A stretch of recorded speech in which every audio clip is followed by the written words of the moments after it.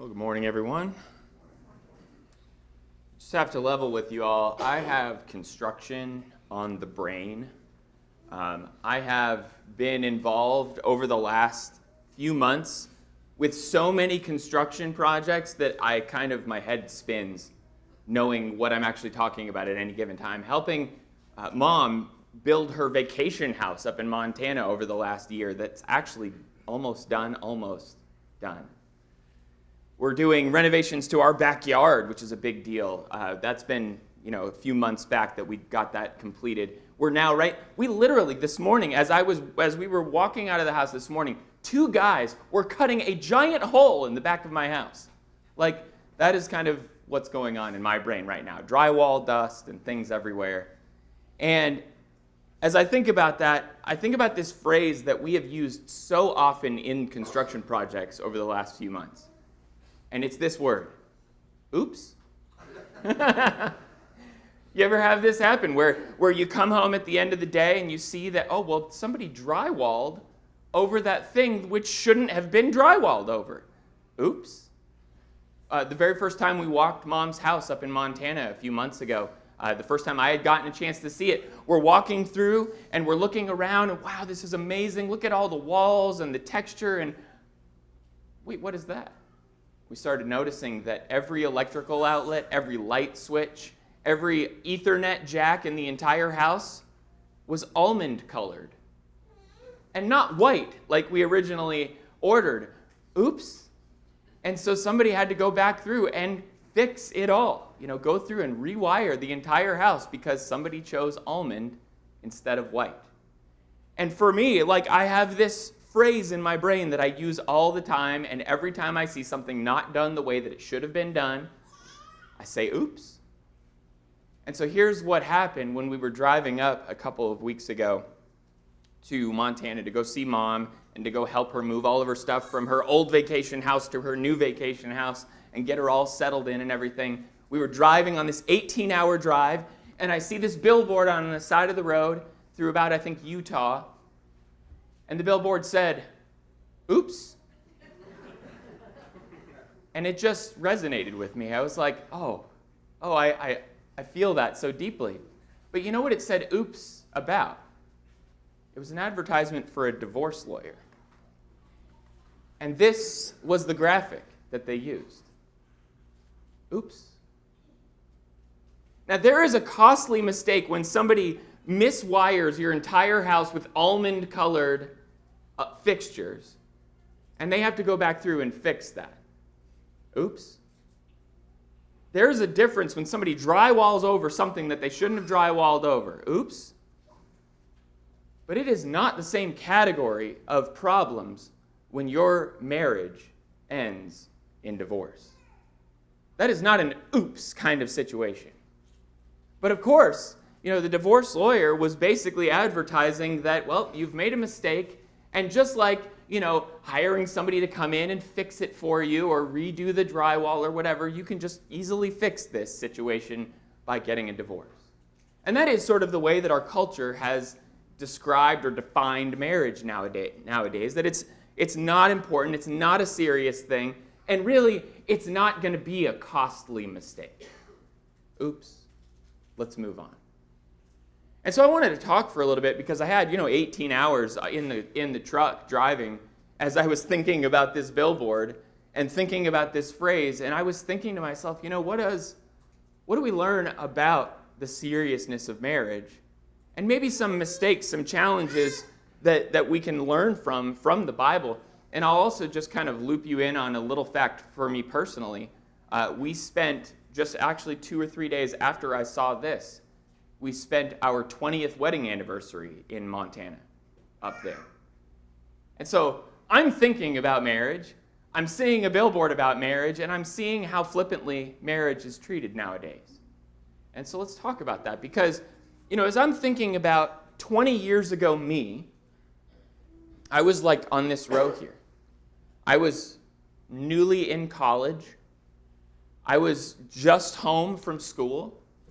I'd basically just spent 1 year in college, and I saw this girl.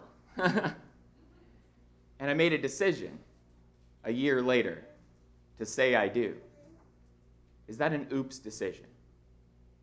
It wasn't for me. Shockingly enough, me in that young age, I made a non-oops decision. I made the right decision because I thought about it ahead of time and I prepared myself for that moment. And so I think before we get into a situation where we commit ourselves to a lifelong bond with somebody, we need to do some serious soul searching about how seriously we take that relationship. So marriage, that's really the topic for today. And the big idea in this lesson, that is, I think if we miss the warning signs, if we're unwilling to see some of the warning signs about our potential partner or of ourselves, that we may wind up having a spouse who's more of a hindrance than a help.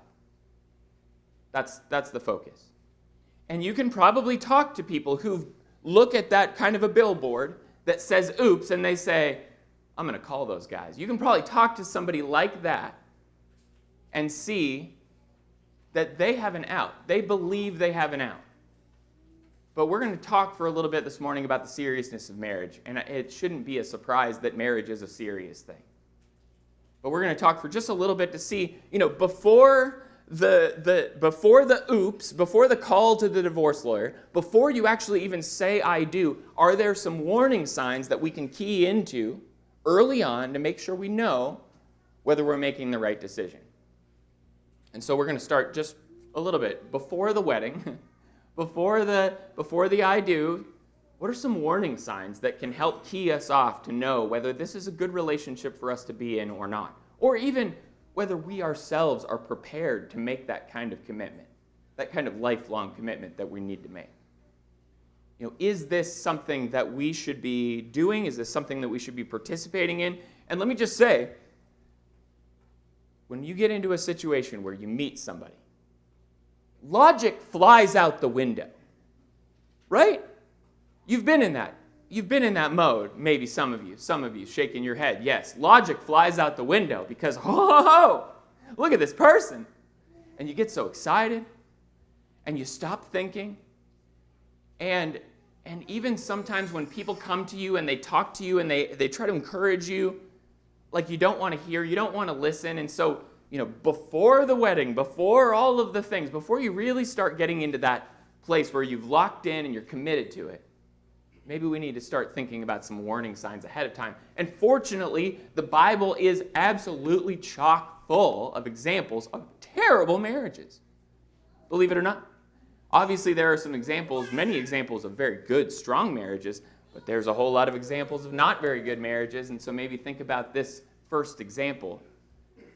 What if you find yourself saying, oh, they're so attractive? That is one of the first warning signs, I think. Now, I am not saying like that old song, never make a pretty woman your wife. I've had that song stuck in my head the last couple of days. I'm not saying that you cannot marry a pretty person, a handsome man, a beautiful woman. I mean, obviously, I married a very attractive person well over my status, clearly.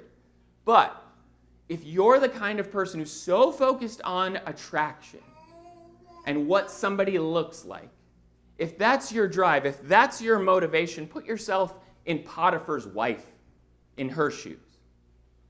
You remember Potiphar's wife in Genesis chapter 39, as she with Joseph, saw his beautiful appearance and wanted to lie with him, wanted to commit adultery with him.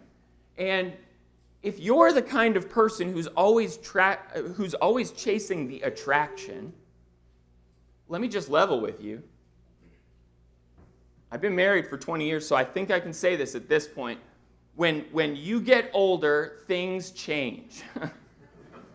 You are not as attractive as you used to be. Now, you are attractive in many different ways, clearly, but you will look back at pictures of yourself a long time ago and you'll be like, oh man, I looked so much better back then. Or, whatever it is. Maybe you'll say that. I don't know. But if you're the kind of person who's always chasing attraction, then you are going to be sorely disappointed when you spend 20 years, 30 years, 40 years with somebody and you're still looking at the physical attraction piece of it. And if that's your mindset, I think that's a warning sign. I think that's a warning sign for you, like Potiphar's wife who was chasing the next attractive thing, the next attractive person on the horizon. And obviously we know that Potiphar's wife was not faithful to her husband. She wanted to commit adultery with Joseph, but clearly Joseph had other intentions. So for us, I think it's important for us to really think seriously about our motivation in being with somebody. Is it because we're attracted to them? And is that really it? Like, is that the substance of what we want out of a relationship because we think they're pretty? And I picked that first, by the way, because I think that's one of the very first things that we see in somebody is their attractiveness. That's why they call it love at first sight, not love at first really long conversation about the Bible, right? We see somebody and it becomes an attraction almost instantly in some cases, in many cases. And so I think this is something right off the bat to get serious about. When you find yourself being so enamored with how pretty somebody is, maybe think about yourself, maybe check yourself and check your motivations and learn the lesson, I think, from Potiphar's wife and that relationship that they had. But then I think we can ask ourselves whether or not we find them being so loyal and supportive. Oh, this person that I'm so interested in, this partner I want to spend my life with, they are so loyal and so supportive. They'll stick by me 24/7. No matter what happens, they'll always be with me. They're on my side. They're in my camp. They've got my back. Now, I am not saying that having a person like that is not a good thing. Please understand me. Having a person who's got your back, who is loyal to you, who is supportive to you, is super important. But are they always going to be like that? You can have somebody who's loyal to you in maybe a small way or up front, but are they going to stick with you when times get tough? And it's really the question that I ask about Job and his wife, because clearly we find that Job, in Job chapter 2, verse 9, after everything has just fallen apart, he now has to listen to his wife who tells him to curse God and die. Now that is not the kind of loyal and supportive partner I want to spend my life with. Somebody who tells me to tell God to go away. That's not who I want to spend my life with.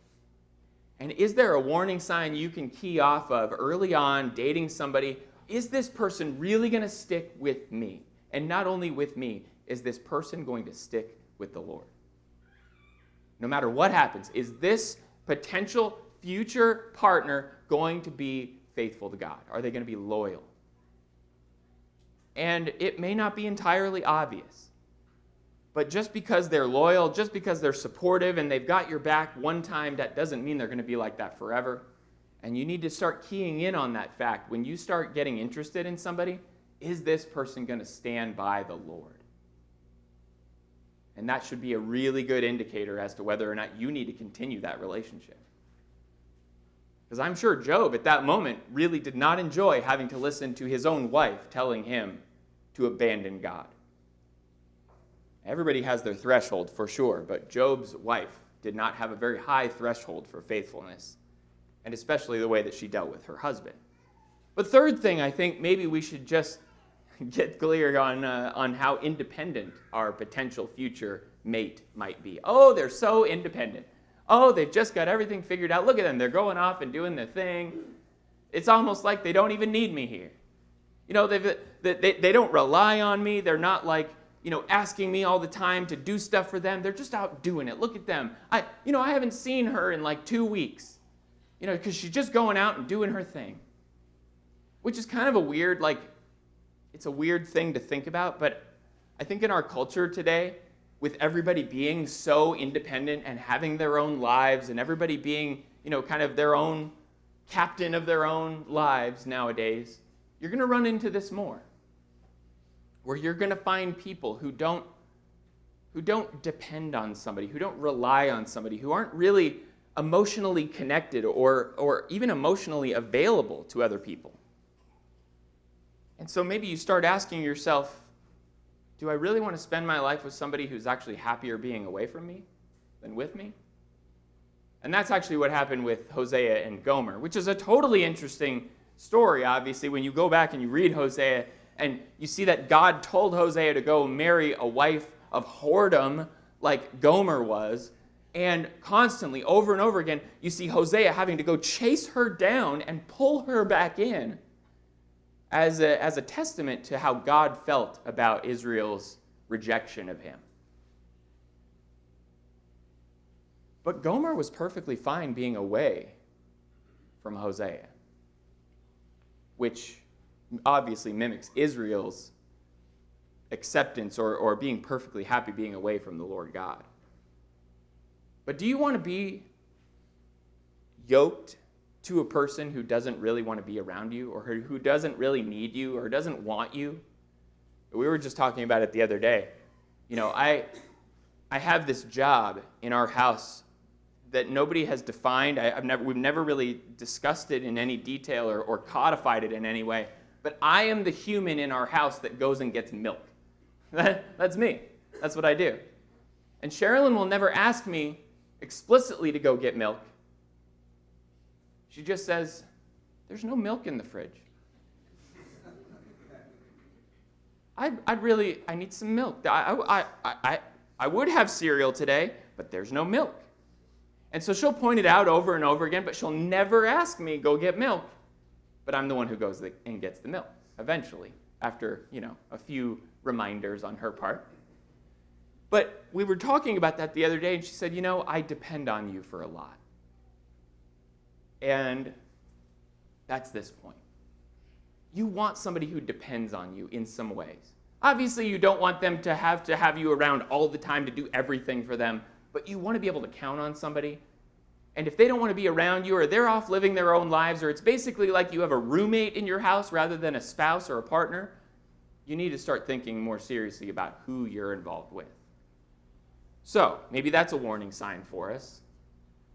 Oh, they're such a positive person. They can turn my frown upside down. I'm sure Ahab said about Jezebel, as Ahab wanted to buy Naboth's field, if you'll remember, back in 1 Kings chapter 21.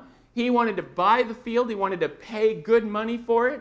And Naboth said, "No way, Jose. I would never give away my family's possession to you." And he went home and pouted. And Ahab the king is pouting. And who comes in to cheer him up? But Jezebel. "You're the king.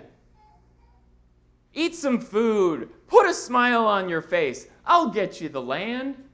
And she devised a plan to make it happen. There are some people who just want to make other people happy, no matter what. No matter what the cost, no matter what it means, they just want to make other people happy and satisfy them. They are people pleasers to the nth degree. And that feels good when you've got somebody in your life who just wants to make you happy. But be careful. If that person is trying to make you happy or willing to make you happy in ways that don't fit with God's design for what makes us happy. Because obviously Jezebel, well, if you really categorize wives and husbands and their relationships, probably one of the worst ones. Probably one of the worst marriages that could have existed. Jezebel was terrible.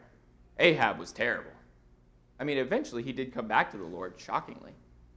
But Jezebel, but she just wanted to make her husband happy. And don't we all want that sometimes? Don't we all want a partner or a spouse who just, oh man, they want to make me happy?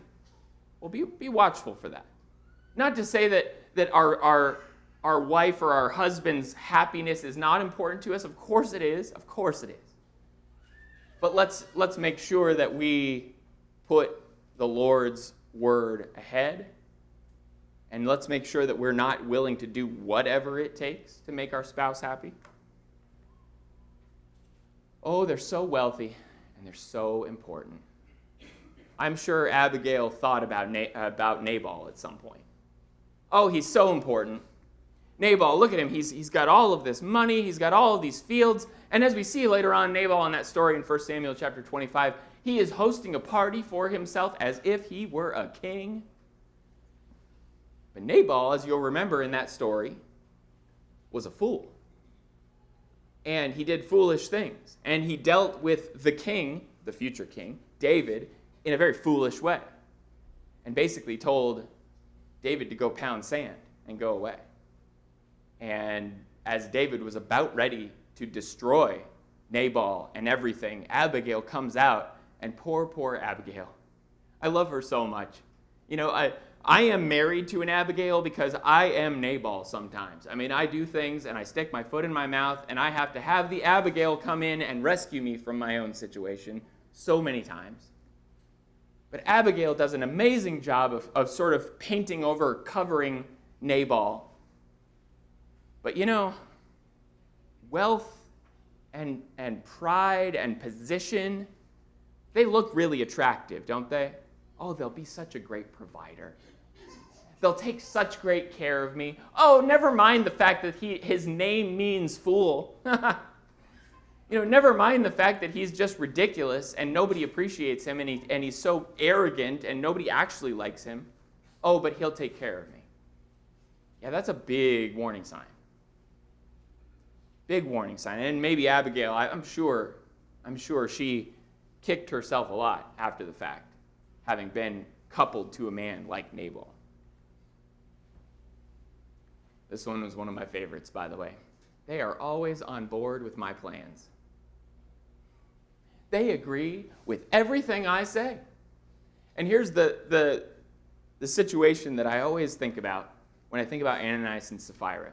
Obviously, in Acts chapter 5, we get this picture of what happens to them as they both come and independently report how much money they had actually sold a piece of land for, and then are consequently struck down by the Holy Spirit and killed. So they both lied independently, but how did they get to that lie originally? Sitting around the breakfast table, talking to each other. Hey, Sapphira, I got this plan. So we said we're going to sell the piece of land for this much, but let's just tell the apostles that we only sold it for this much.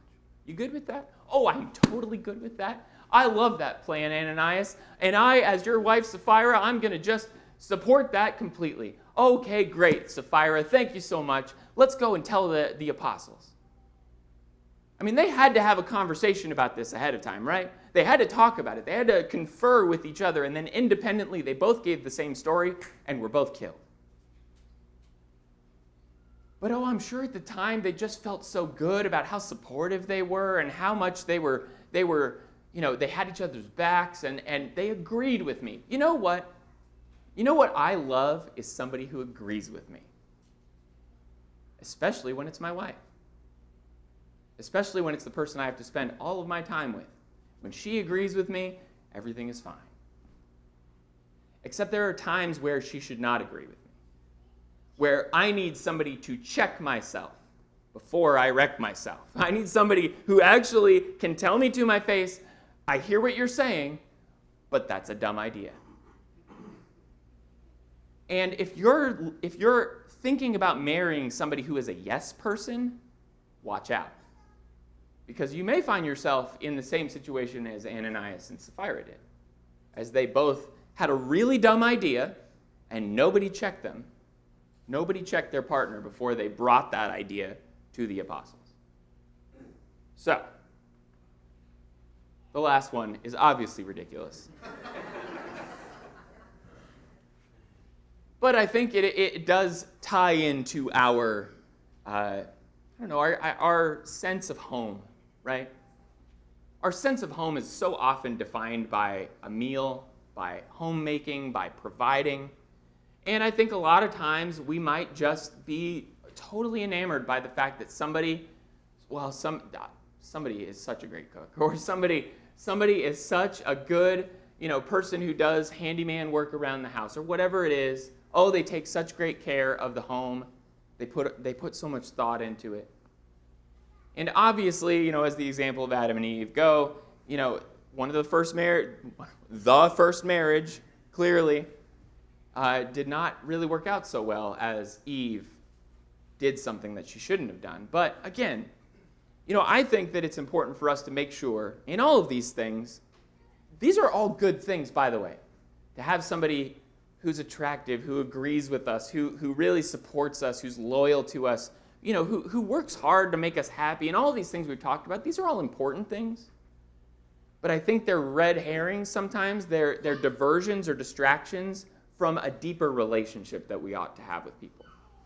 From a deeper relationship that we ought to be looking for with somebody. So let me just finish off this lesson, because I know we used 7 examples just really quickly, and we probably could have used more, but let's just look at a couple reminders from Scripture so that we can kind of nail some of these things home.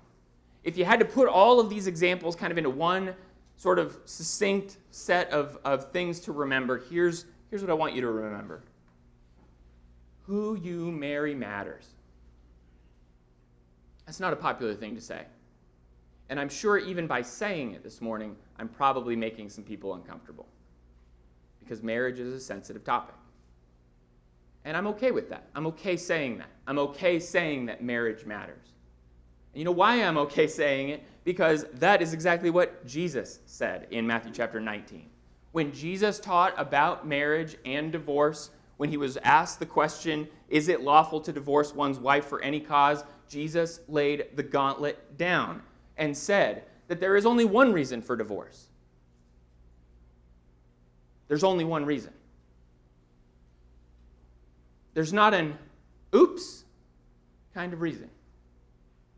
There's only one reason. And it's a serious reason. And as Jesus laid that statement down, his disciples in verse 10 of Matthew chapter 19 said to him, if such is the case of a man with his wife, it is better not to marry. The very first reaction that his disciples had after Jesus laying the gauntlet down about marriage is to say, I think I'm going to stay single. Which tells me that it's a serious thing. And if this is the only teaching we had on it, I think this would be enough. But look back to those 7 examples, and you see somebody's life, you see somebody's entire livelihood just completely destroyed by the person they married. It's serious. Marriage matters. Who you marry matters, because as we read about in 2 Corinthians chapter 6, verses 14 to 15, Paul says, do not be unequally yoked with unbelievers. For what partnership has righteousness with lawlessness? Or what fellowship has light with darkness? What accord has Christ with Belial? Or what portion does a believer share with an unbeliever? Again, this is a verse that is not popular to read in the Lord's church, because we did not all marry believers. Now, there are plenty of other examples in Scripture that you can go to talk about someone who has married an unbeliever, and we will get there in just a second. But if you are looking for somebody to marry ahead of time, and you have prepared yourself in advance, and that's really what this whole lesson is about, preparing ourselves before we say I do, so that we don't have an oops later on, one of the best things we can do is think seriously about who we're marrying and whether or not they're going to be faithful to the Lord. Because who you marry matters. Who you spend every moment of your life with matters. Who you can confide in, who you can trust, who you absolutely know has your back and will stand by you and the Lord, and really the Lord first, no matter what. And I say that to then lead us to the second question. But Bryan, people can change, can't they? They absolutely can. And I do completely agree with that fact, that people can change, because 1 Corinthians chapter 7, as we read in our reading not very long ago, 1 Corinthians chapter 7, as Paul is really talking about marriage here in this section, and he's dealing with the uncomfortable situation of people who have married unbelievers. And what do we do in that situation? What should we do? In 1 Corinthians chapter 7, verse 16, Paul goes on to say, for how do you know, wife, whether you will save your husband? Or how do you know, husband, whether you will save your wife? He's saying, if you are married to somebody who's not a believer, you stay in that marriage. So it's not to say that marrying an unbeliever is just completely an anathema and you should never do it. The statement is, if you're married to somebody who is an unbeliever, you stay faithful. You stay in that marriage, and as he says, you may be able to change them. you may be able to convince them to come to the Lord. Do you want to live your life by a who knows, though? Who knows? As he goes on to say here. For how do you know? Well, you don't know that you're going to be able to change your spouse. And that's what Peter actually deals with in 1 Peter chapter 3, verse 1, where he says, likewise, wives, be subject to your own husbands, so that even if some of them do not obey the word, they may be won without a word by the conduct of their wives.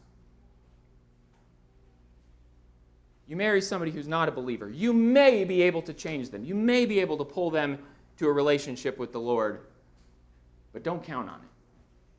Don't bank on that being the case. I pray that you can, and I pray that your spouse will see the value and importance of coming to the Lord. I pray that for you.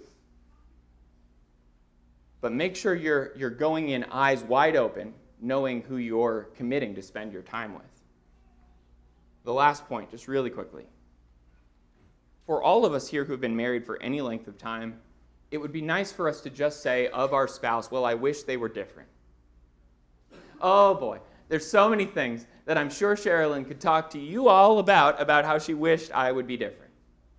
And I could probably tell you all of them. But what we can do and what we can control is ourselves. We change what we do, not what other people do, even our spouse. And so you need to be the kind of spouse that you're actually looking for. And that is, I think, what Paul was explaining in part in Ephesians chapter 5 as he's going on to talk about Christ and the church and how Christ died for the church, gave himself for the church. He says this mystery is profound, and he's saying, however, let each of you love his wife as himself. Let the wife see that she respects her husband. The instruction at the end of this verse is not for your spouse to be a better person, it's for you to be a better spouse. You love your wife. You respect your husband. And I think we all can take that on. I think we all can look at passages like 1 Peter chapter 3, verses 1 to 7, which talk in great detail about how we live in our homes, how we present ourselves, what we do. And we can take that mantle on and say, today, I am not going to demand my spouse do something differently. Today, I'm going to be the person I want them to be. Today, I'm going to be the best version of a husband that I can be. Today, I'm going to be more like Jesus in my sacrificial living. Today, I'm going to be more respectful of my husband and his decisions and the way that he leads our home. Today, I will commit myself to this relationship. And that's all you can change. And so in this lesson, clearly, as you are thinking about being married someday, or if you're already married, I think what all of us can do is make sure we're focused on ourselves. Make sure we're the best husband or wife or potential future husband or wife that we can be. Because while it's easy to hire an electrician to come in and replace almond-colored outlets in your house after you said oops, marriage matters. And it's not as easy to fix a broken home than it would be to uncover that drywall that they had covered over. So think seriously about marriage. Look at the Bible. Ask other people. Encourage other people to make good decisions about who they're going to marry in the future. It's a sensitive subject, and it may very well be an uncomfortable conversation to have with somebody. And I'm sure I have made a few people uncomfortable today, even in just talking about this.